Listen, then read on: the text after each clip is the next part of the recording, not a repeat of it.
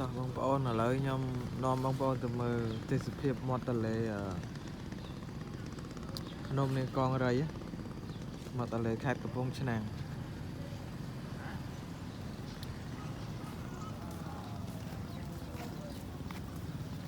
នេះគេលក់អីវ៉ាន់លក់របស់ហូបរបស់ញ៉ាំនៅមាត់ទន្លេនេះភ្នំនាងកង្រី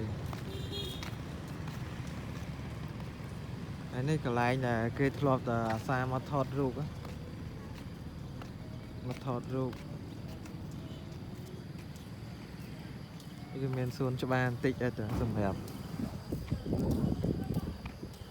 យើងអង្គុយលេងគ្រឿងដើមឈើនេះមកលុបសួរត្រជាក់សួរនេះកន្លែងនេះស្អាតហើយ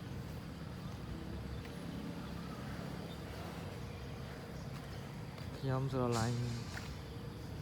ខេត្តកំពង់ឆ្នាំង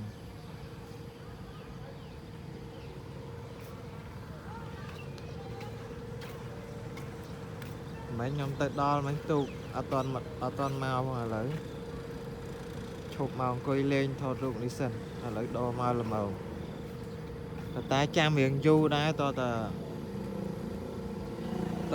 មនុស្សពេញអញ្ចឹងមនុស្សពេញដបានគេចេញទៅ